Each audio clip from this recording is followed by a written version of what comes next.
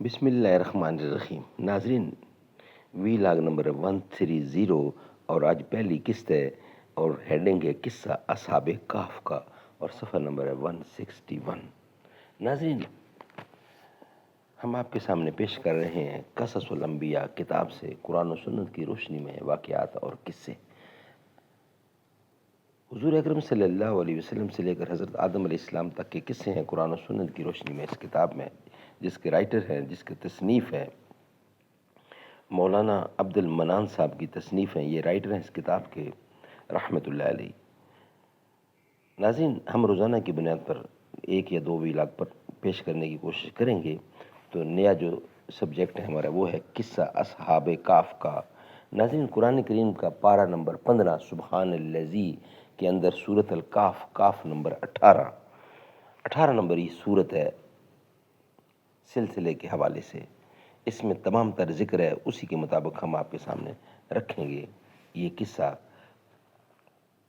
اصحاب کہف کا. نحمده ونصلی علی رسولہ الکریم. بسم اللہ الرحمن الرحیم. خدائے لم یزل کا دست قدرت تو زباں تو ہے، یقین پیدا کر اے غافل کے مغلوب گماں تو ہے. پرے ہے چرخ نیلی فام سے منزل مسلماں کی، ستارے جس کی گرد راہوں وہ کارواں تو ہے.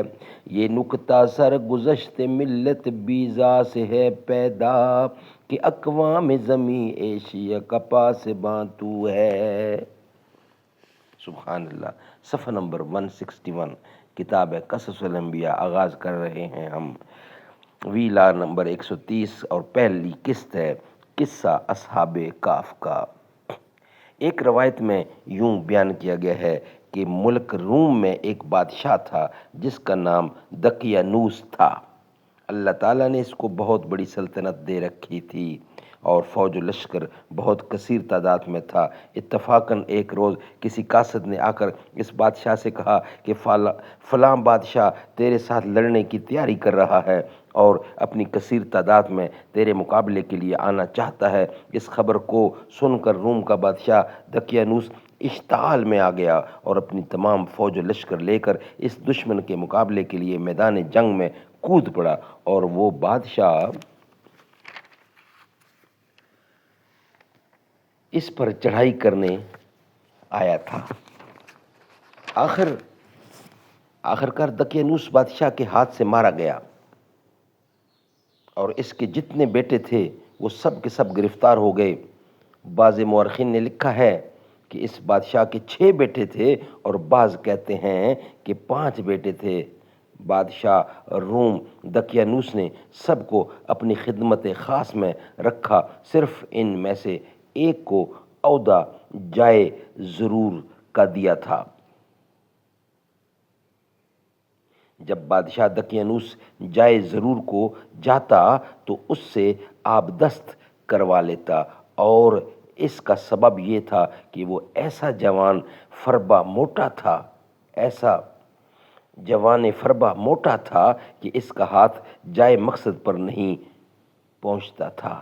بڑا عظیم البدن تھا، اور یہ بھی بعض مورخین لکھتے ہیں کہ وہ ملعون خدائی کا دعویٰ بھی کرتا تھا. پس اللہ تعالیٰ نے ان شہزادوں کو خطاب اصحاب کہف کا دیا.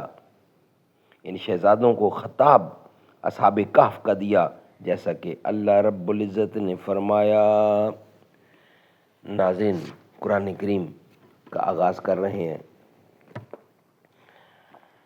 سورت الکہف نمبر 18 ہے اور سبحان الذی اسریٰ بعبدہ پارہ نمبر 15 ہے اور قرآن کا صفحہ نمبر 510 ہے.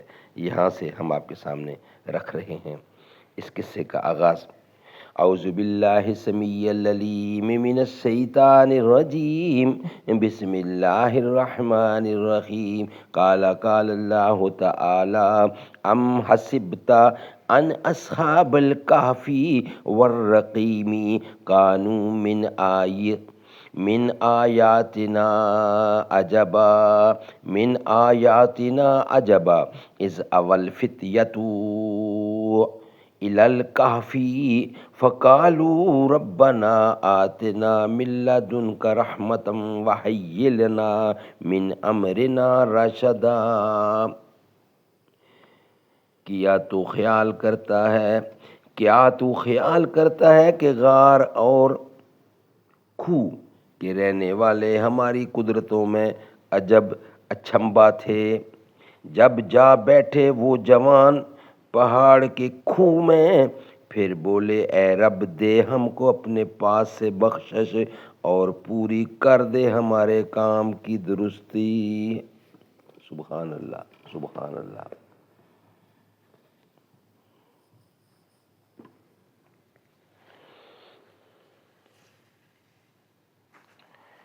ترجمہ: کیا تو خیال رکھتا ہے کہ غار والے اور کوہ والے یعنی کوہ کہتے ہیں پہاڑ کو،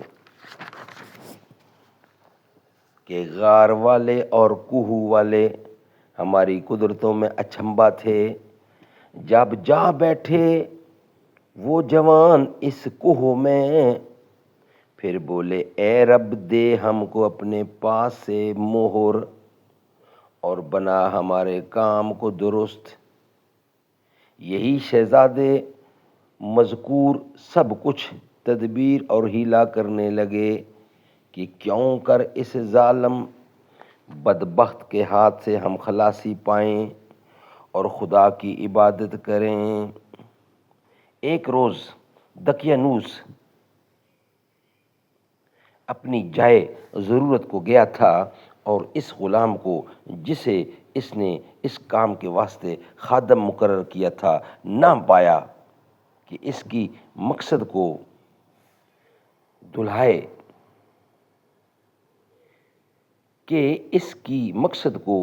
دہلائے، تب اس ظالم ملعون نے خفا ہو کر حکم کیا کہ اس کے سب بھائیوں کو ایک 100 درے مارے جائیں، اور ان کو تاکید کر دو کہ آئندہ کبھی ایسا نہ ہونے پائے اور آئندہ سے وہ اپنے کام پر برابر حاضر رہیں اور اپنے کام سے غفلت نہ ہونے پائے۔ اس حکم کو سننے کے بعد وہ شہزادہ کو جس کا عہدہ جائے ضرور کا تھا، جب رات ہوئی تو سب بھائیوں کو لے کر بیٹھا۔ وہ سب ایک جگہ اکٹھے ہو کر صلاح و مشورہ کرنے لگے اور کہنے لگے کہ یہ ملعون ہم کو ہر روز ستاتا ہے اور خدا ہونے کا دعویٰ کرتا ہے اور سب سے اپنے کو سجدہ کرواتا ہے۔ اب ہم کو واجب ہے کہ اس کی خدمت کرنے سے باز رہیں اور یہاں سے کسی طرف نکل جائیں اور اپنے خالق ارض و سما کی عبادت کریں جو آخرت میں ہمارے مرنے کے بعد کام آوے۔ یہ بات ایک بھائی نے اپنے مشورے سے بتائی تھی۔ سب بھائیوں نے اس بات کو بسر و چشم قبول کیا اور کہا کہ بھائی بات تو بڑی اچھی ہے جو تم کہتے ہو، اب کسی صورت و تدبیر سے یہاں سے نکل جانا چاہیے۔ تب باقی بھائی بولے کہ ایک تدبیر ہے کہ وہ ملعون میدان میں چوگان کھیلنے کو جائے گا اور ہم کو بھی لے جائے گا۔ جب ہم لوگوں کو کھیلنے کو کہے گا تب ہم لوگوں کو ایسی چستی و چالاکی سے چوگان کھیلنا چاہیے کہ وہ خوش ہو جائے اور تعریف کرنے لگے۔ جب شام قریب ہوگی تب میں چوگان میدان سے باہر پھینکوں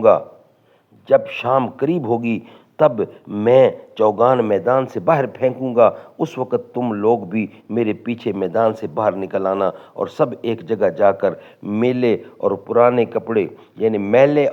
کپڑے پہن لینا اور پاؤں چلے جانا۔ اس طرح سے کوئی ہم کو دیکھے گا بھی نہیں اور ہم لوگ اپنے مقاصد میں کامیاب ہو جائیں گے۔ چنانچہ سب بھائیوں نے اپنا ارادہ مضبوط کر لیا اور عزم بالجزم اپنے حصول مقصد میں لگ گئے۔ دوسرے دن دقیانوس بادشاہ کے پاس سب حاضر ہوئے اور اپنے عہدے پر جا کھڑے ہوئے، اور وہ ملعون تخت شاہی پر بیٹھا خدائی کا دعویٰ کرتا تھا، لعنت اللہ علیہ، اتفاقاً اسی وقت ایک بلی بالا خانے پر سے اس کے پاس اچانک آ گری۔ اس کے گرنے سے وہ ملعون چونک پڑا اور بہت ڈرا۔ تب وہ لوگ آپس میں کہنے لگے کہ اگر یہ ملعون خدا ہوتا تو بلی سے کیوں ڈرتا؟ معلوم ہوتا ہے کہ یہ مردود جھوٹا ہے اور دعویٰ اس کا باطل ہے۔ اسی گھڑی ایک شیطان بصورت انسان اس کے آگے آ کر کہنے لگا، اے ملعون، اگر تجھ کو دعویٰ خدائی کا ہے تو ادنا ترین ایک ذی روح جانور مکھی ہے، اس کو تو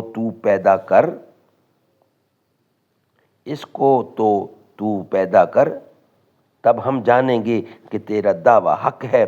اس مردود نے ایک بہانہ کر کے کہا کہ ایسے بد جانور کو ہم پیدا نہیں کرتے۔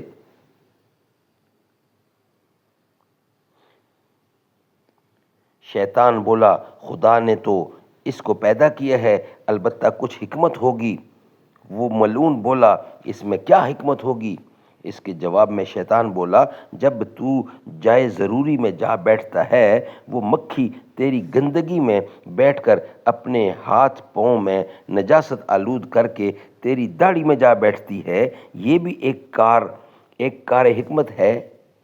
یہ کہہ کر وہ شیطان غائب ہو گیا اور وہ ملعون یہ سن کر بہت شرمندہ ہوا۔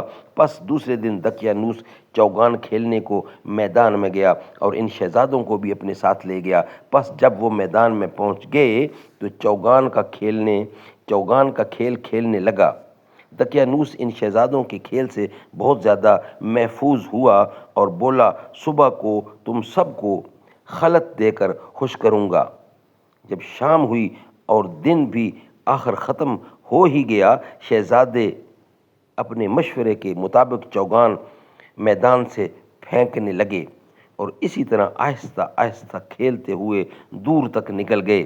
دقیانوس ان لوگوں کو کھیل میں مشغول چھوڑ کر اپنے محل کی طرف چل دیا اور وہ شہزادے سب فرصت کمال پا کر خدا کو یاد کر کے وہاں سے نکل پڑے۔ میدان کی طرف گھوڑا اٹھا کے رات چلے گئے۔ جب صبح ہوئی اپنے گھوڑوں کو چھوڑ کر کسی شہر کے کنارے جا پہنچے۔ وہاں دیکھا کہ چند آدمی پاسبان بکری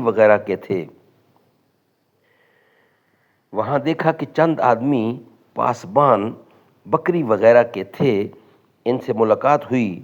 وہ سب کہنے لگے کہ اے عزیزو، تم کہاں جاتے ہو؟ تو انہوں نے ان کو جواب دیا کہ ہم لوگ خالق ارض و سما کی طلب کو جاتے ہیں۔ اور وہ کہنے لگے کہ وہ کیسا ہے جسے تم لوگ چاہتے ہو؟ وہ لوگ بولے کہ وہ خدا زمین و آسمان اور جو کچھ اس کے درمیان ہے، وہ سب کا پروردگار ہے، تمام کائنات کو ملک عدم سے ملک وجود میں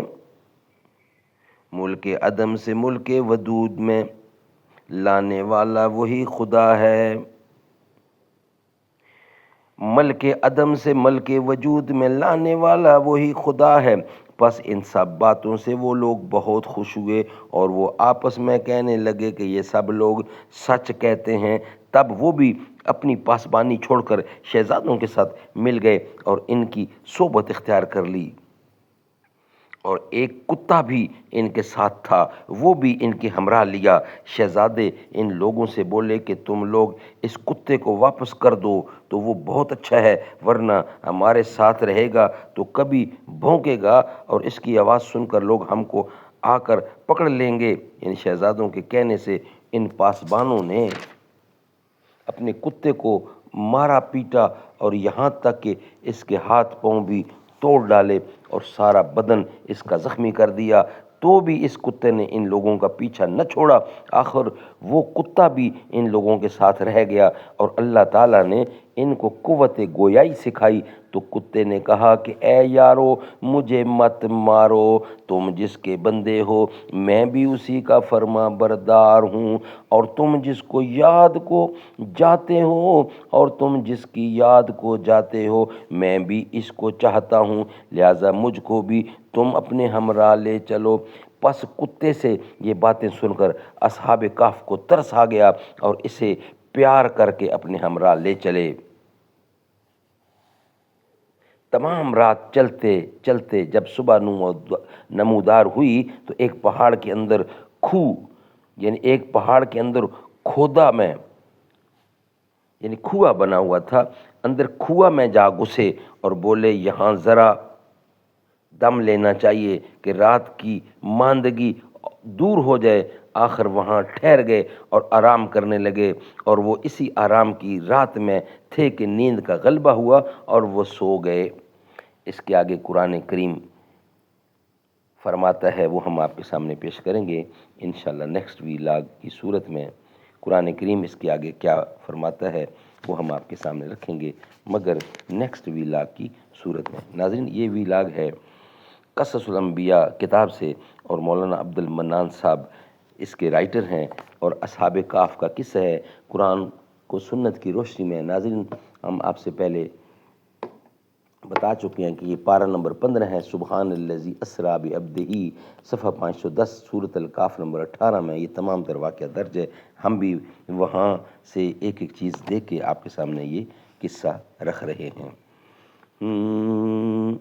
دل میں سرکار دو عالم کی وفا کافی ہے، قلب مضطر کو مدینے کی دعا کافی ہے، جتنے بیمار شہ طیبہ ہیں ان سے کہہ دو لب پہ بس صلی اللہ کافی ہے، کہتا ہے عشق میں دیوانہ مچل کر ان کا، دنیا عقبا میں شاہدیں عطا کافی ہے، جتنے غدار جہاں میں ہیں میرے آقا کے، صرف ان کے لیے ایک نام محمد کافی ہے، اگر پیارے آقا کا اسوہ نہ ملتا تو جینے کا کوئی طریقہ نہ ملتا، منور نہ ہوتا یہ سارا زمانہ جو صحرائے طیبہ کا صدقہ نہ ملتا، نہ ہوتا اگر فضل رب العلا تو ہمیں مصطفیٰ کا زمانہ نہ ملتا، شفیع امم کے ہیں آنے کی برکت گناہوں سے ورنہ کفارہ نہ ملتا، کبھی بھی نہ شمس و قمر جگمگاتے اگر پائے آقا کا صدقہ نہ ملتا، کرم گر نہ ہوتا میرے مصطفیٰ کا یہ ایمان کا انمول ہیرا نہ ملتا، نبی دو عالم کی ہے مہربانی غریبوں کو ورنہ سہارا نہ ملتا، نہ ملتے اگر مصطفیٰ منتظم پھر خدا تک پہنچنے کا زینہ نہ ملتا۔ ناظرین، آج کی یہ پہلی قسط تھی اور ویلاگ نمبر تھا 130، اور قصہ اصحاب کہف کا تھا جو ہم آپ کے سامنے رکھ رہے تھے۔ انشاءاللہ ہماری کوشش یہ ہوگی کہ یہ پوری کی پوری کتاب آپ کے سامنے رکھیں، یہ قصہ بھی انشاءاللہ پورے کا پورا ہم آپ کے سامنے رکھیں گے قرآن و سنت کی روشنی میں۔ السلام علیکم۔